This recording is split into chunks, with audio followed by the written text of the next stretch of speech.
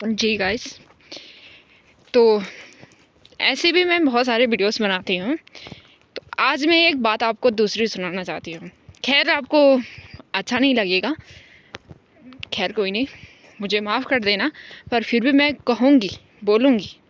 आखिरकार उस लड़की ने अपना जीवन सामने ला ही दिया है।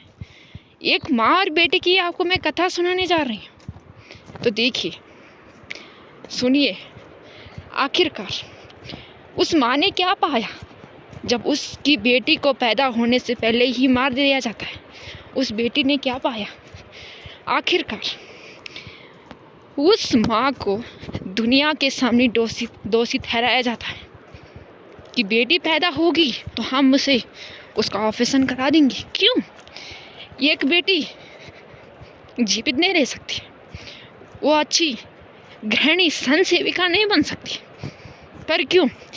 एक बेटी ऐसी पुकार करते करते अपनी माँ से यही कहती है कि माँ, मुझे इस दुनिया में आने तो दे, मुझे अपनी ममता की ममत्री की कोख में पलने तो दे माँ, मुझे इस दुनिया में आने तो दे। एक बेटी अपनी माँ से ऐसी पुकार करती रहती है 9 महीने तक।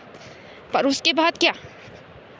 उस बेटी को पैदा होने से पहले ही मार दिया जाता है। तो क्या ज़िंदगी रही थी उस बेटी की?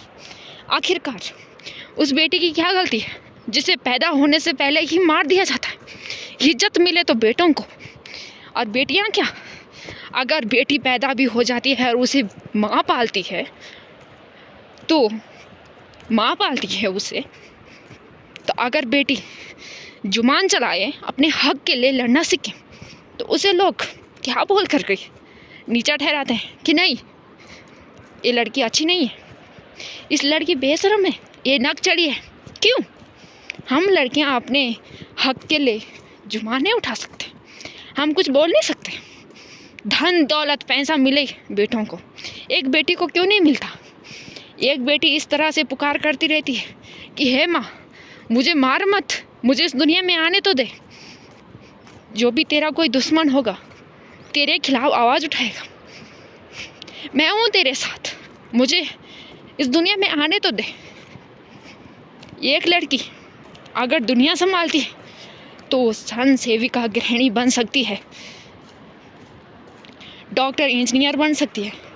पर क्या उस लड़की का तो उसे तो पूरे अरमानों के साथ उसकी ज़िंदगी बर्बाद कर देते हैं, उसकी ज़िंदगी बर्बाद कर देते हैं। उस लड़की की पैदा होने से पहले ही मार दिया जाता है। जो लड़की इस दुनिया में आई, उसे पाले पोसे, अगर वो चुप रहेगी, डरेगी, धमकेगी, अपने हक के लिए नहीं लड़ेगी, तब उस लड़की के लिए क्या कहा जाता है? हाँ, समझदार है। क्यों? हम अपनी आवाज़ नहीं उठाना जानते हैं। लड़की को ऐसे डरा धमका कर चुप किया जाता है कि नहीं, तेरा बोलने का हक नहीं है, तू मत बोल। क्यों? एक बेटी पुकार नहीं कर सकती है, अपने हक के लिए लड़ नहीं सकती है, वो चुप ही रहेगी। तो जो लड़की चुप रहती है उसके लिए बोलते हैं कि हाँ, ये समझदार है। लड़की कभी उसे बहन बनना, तो कभी माँ बनना, तो कभी दादी बनना है, तो कभी बेटी बनना है। ऐसे बंधनों में हमेशा उसे कैद किया जाता है। और कभी पत्नी बनना, और कभी पत्नी बनना, ऐसे बंधनों में कैद किया जाता है। जब बेटियों को इस दुनिया में आने ही नहीं दोगे, तो अपनी बेटों के लिए कौन सी बहू लेकर आओगे आप? कहाँ से लेकर आओगे? आखिरकार उन बेटियों के हाथ की रोटी खाएंगे आप लोग? बेटी नहीं है तो फिर रोटी कैसे मिलेगी? और हाँ, लोग बोलते हैं ना कि हमें बेटे चाहिए, बेटियां नहीं।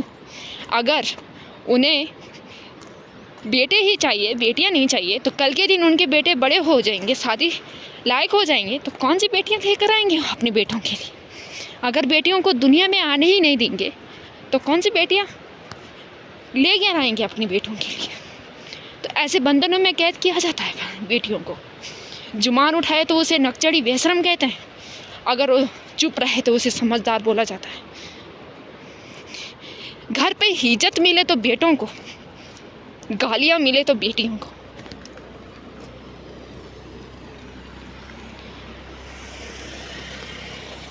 यही सम्मान दिया जाता है बेटियों को, यही किया जाता है बेटियों के साथ। तो ज़्यादा ना बोलकर धन्यवाद दोस्तों।